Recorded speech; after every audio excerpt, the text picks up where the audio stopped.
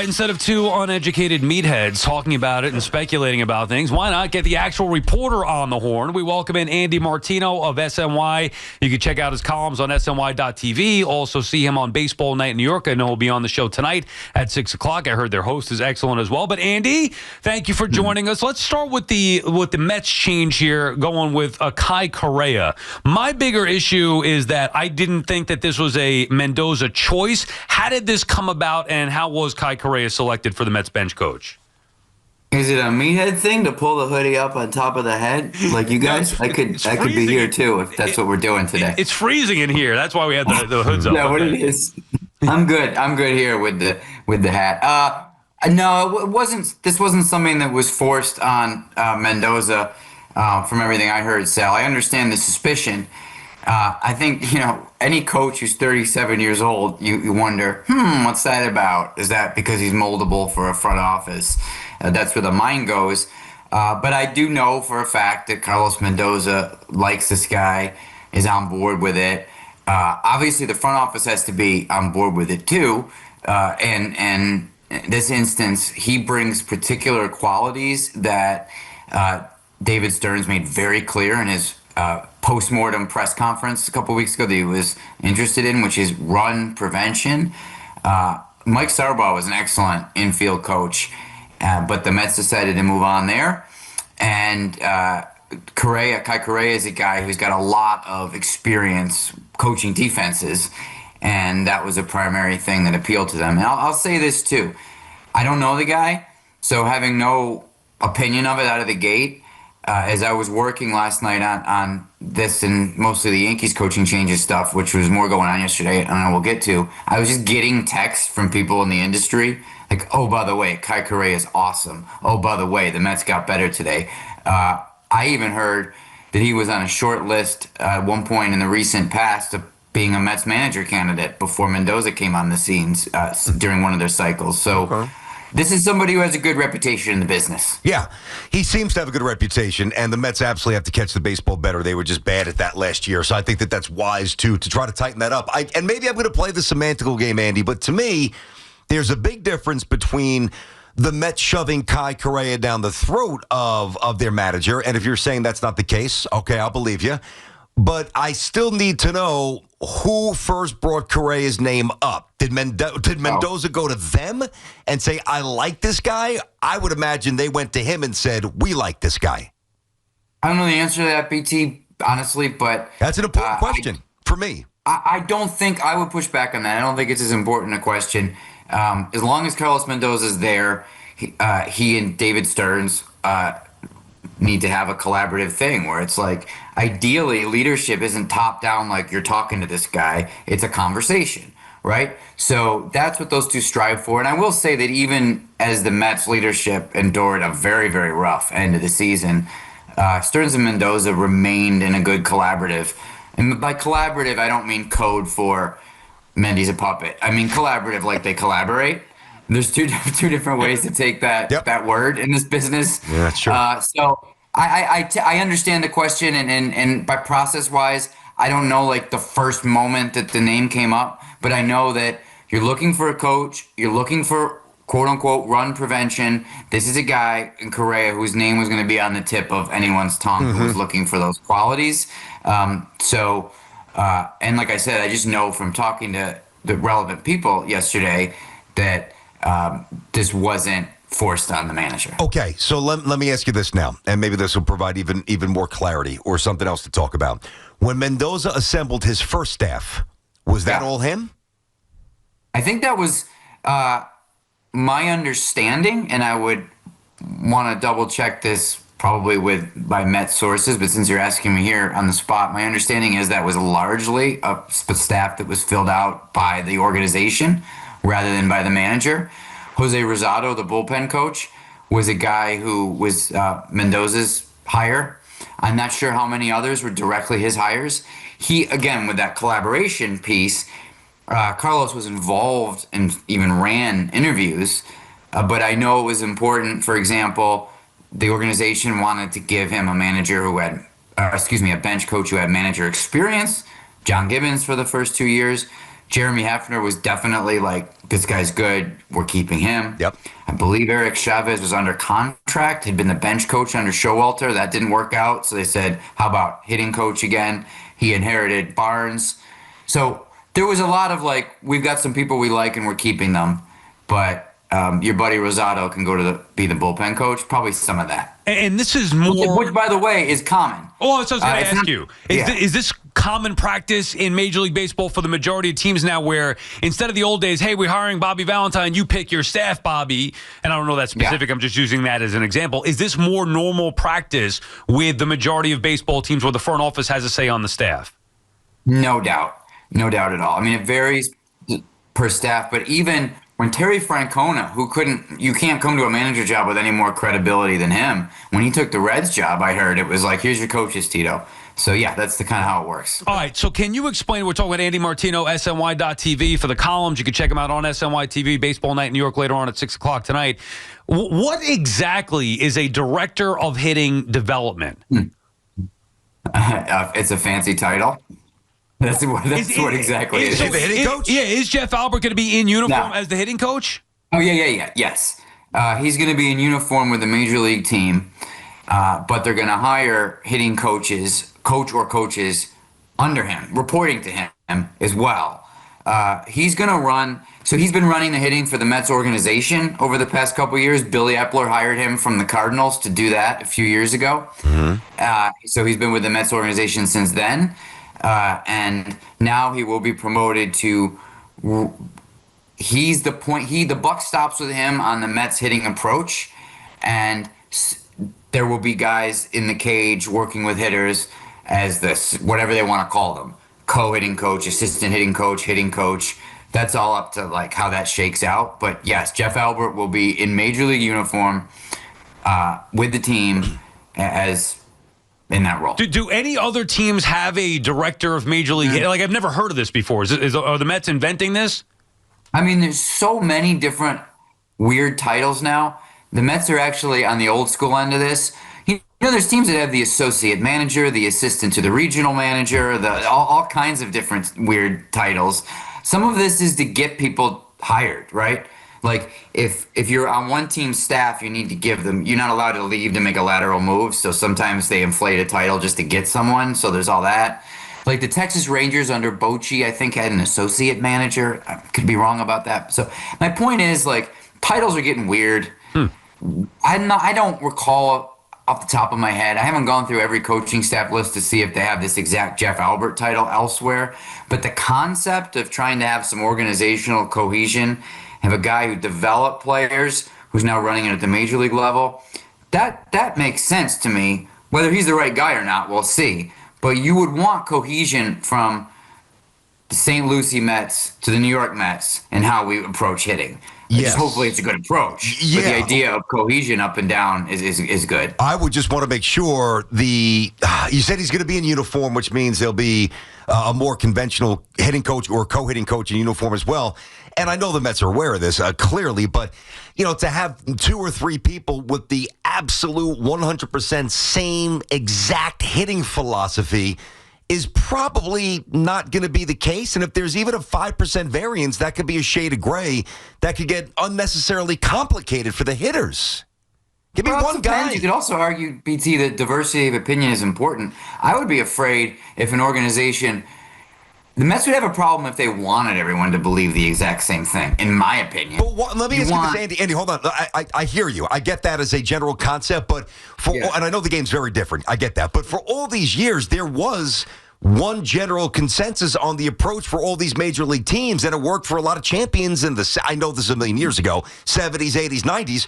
So why do we need group thought now? What's the organizational philosophy? Swing it and hit it. You mean for years, are you saying it was the same philosophy? Yeah, like Walt Riniak and Charlie Lau and Lou Piniella. They didn't have 5 guys coordinating how to swing the bat. So each team had one guy. Yeah. Yeah. Hey, look, part of that is that there's all this tech.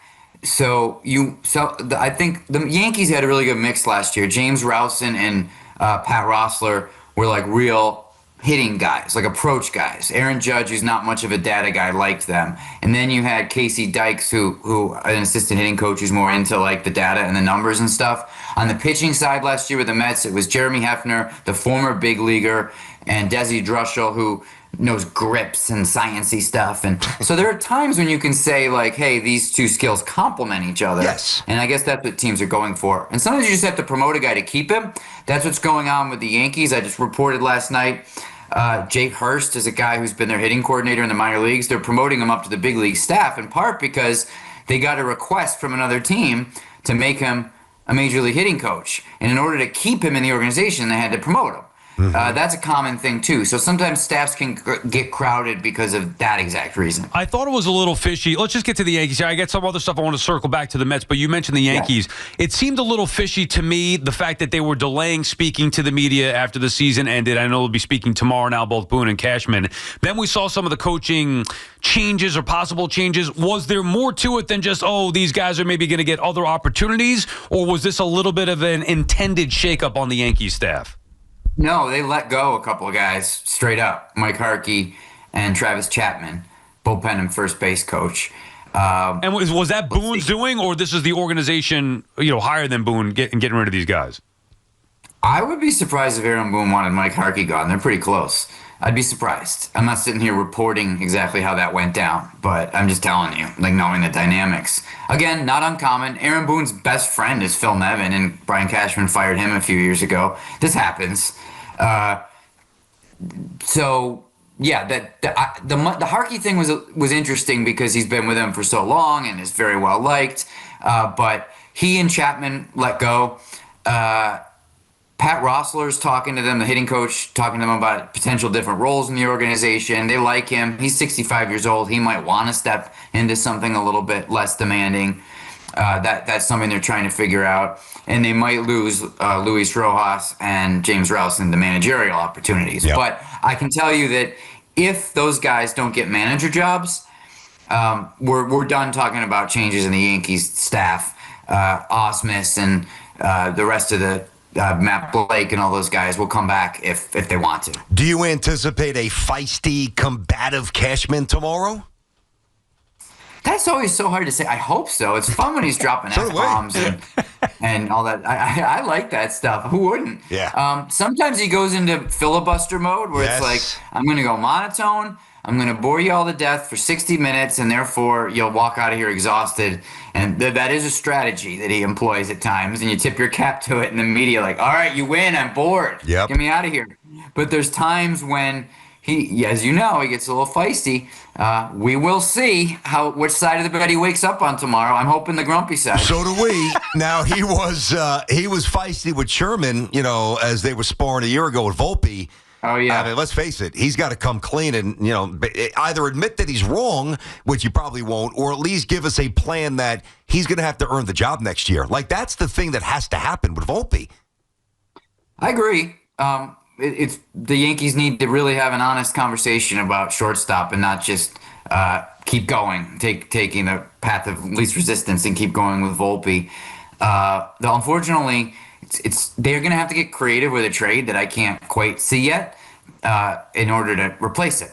Because Caballero's not a hitter. Caballero is perfect as that Swiss Army knife utility guy if you have a regular everyday shortstop. That's how you want to use Caballero, in my opinion. And just objectively, that's why Volpe kept starting during the postseason because Caballero was great in that other role. There are not a lot of great free agent options at shortstop. So again, they'd have to come up with a trade idea that I personally haven't come up with yet in order to replace Volpe for next year. BT Sal on the Fan. We're talking about Andy Martino of SNY. Check him out. All the columns, SNY.TV. Check him out on Baseball Night in New York, 6 o'clock later on this evening. I have a couple more for you. We were talking about this before about scouting. Because all this stuff leads to analytics. It's not old school anymore. It's more analytics and data, and scouting has been minimized. Do you think, or do you know, if the Mets scout as much as the other teams in Major League Baseball since David Stearns has taken over? Well, I know that the Yankees are given credit for being a particularly old school organization in this way, and it's helped them quite a bit over the past period of time. The success that they've had. Uh, the Mets they don't have as many pro scouts as the Yankees. They don't. There are teams like the Dodgers, the Rays. I'm trying to think of other examples of teams that are sort of modern but also blend a lot of pro scouting. And there are other teams like the Orioles, back the Astros under Jeff Luhnow, where David Stearns worked, that don't have as much of a pro scouting presence. And at the moment, the Mets are more targeted in their pro scouting and believe in a lot of numbers and video and things like that with some boots on the ground.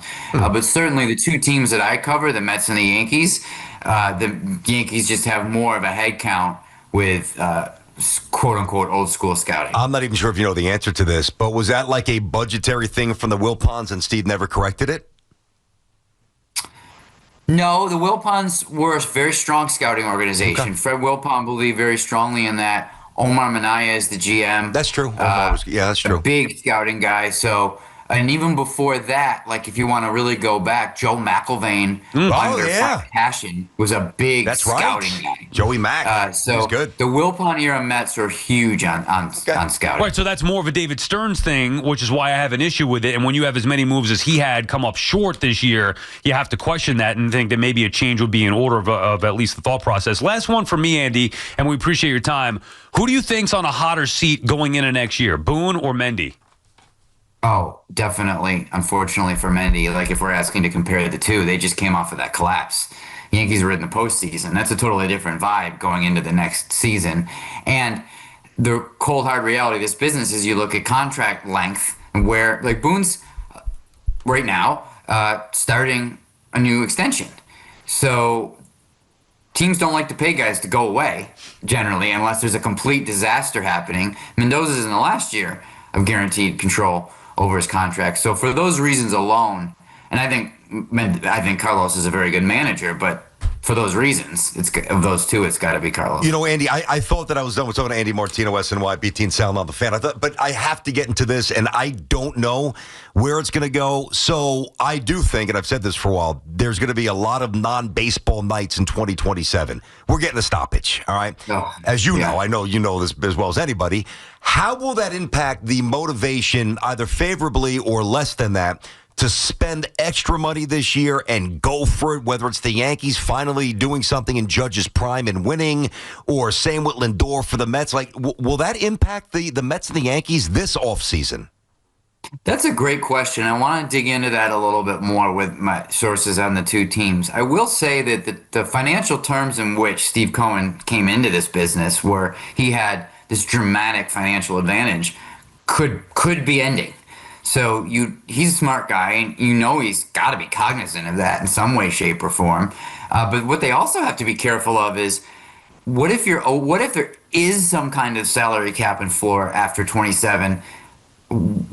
Like, what's the situation? Like, if you're already committed to way over that, are you going to be grandfathered in with some higher payroll? Is it going to be gradual, this cap and floor? These are all questions that are unknowns that they have to ask you. Like, if you spend $1 gazillion this winter, and then you get to 2028 and there's a cap, are you in trouble with that? Well, you have to. I think you nailed it. You'd have to be grandfathered, and this is just a guess, but a fairly educated one. Don't you think that it's more about raising the floor rather than capping the ceiling for baseball? I think that if the owners tried to do either, the players would walk for a year or two. So I'm terrified that's going to happen. They're never going to. The entire Players Association's existence is based on resisting the cap from the 60s. And they regard the floor as part of a cap system. So, and the owners are like, no, we got to do something about this. This is our time. So that's why I'm really scared that I'm going to be, I don't know what, digging ditches in 2027, because the thing that I get paid to talk about, it feels a little dicey right now. We should be doing multiple rounds of Guess Who on Baseball Night in New York. All the different games that we play. I don't know, Baseball Night in New York. I don't know what it'll be called. Something else night in New York. I lied. I have one more quickie for you. Do you think off of this, there's no other way to put it, embarrassing year for the New York Mets, Steve Cohen gets, I don't want to say angry, because sometimes that doesn't lead to the best decisions, but Steve Cohen going to go big this offseason? I think he's going to try to go smart. I don't see what the bigger thing is than Soto, right? Like what's out there that's big compared to what he's already done. That's one of the reasons why it's so disappointing for that organization that this year went the way it did. I think he's going to do his best to just continue to be rational and try to build a great organization like the Dodgers have, and not be reactive. But I think if going big means bringing in an ace pitcher via trade, that could be an interesting place to look. I just want to get your opinion on this, what I believe to be a budgeting hit song on the way. I don't know if you heard this, but check this out before we go. Here, go ahead, hit that for him. Hey, let's do it again. You guys are idiots. Ahora no dicen los Kila, los número uno en la liga. Nadie está matando a los Yankees como lo está haciendo esta liga. Yankee lose, Yankee lose, Yankee lose, Yankee lose. I know you're a music aficionado, big Beatles fan. I think that's a hit. I have the ability to detect hits when I hear it, I think, but I'd be curious to get your opinion. Andy, what do you think of that? Can I give you the biggest bummer of all time? You need to talk to your tech ops people because that was silence for me on Zoom here. Oh, I love it. Well, now I want to go. I considered during that period of just completely like performing and playing it off and be like, oh yeah, it was great. But I'm not that good an actor. Now I want to go on strike. All right, Andy, thank you for the call. We appreciate your time. We'll see you later on tonight on SNY at 6 p.m. Good stuff, man. Always fun, guys. Yeah, Andy's got the info, so help us out a little bit with certain things. Look, the coaching staff, we know it's not a huge deal, but you did get some insight into how these decisions are being made, and then you could determine for yourself if you think that's the right way or the wrong way. All right, we'll take a quick break here. We'll get you updated with Bogus. Come back with your calls, 888-808-1019.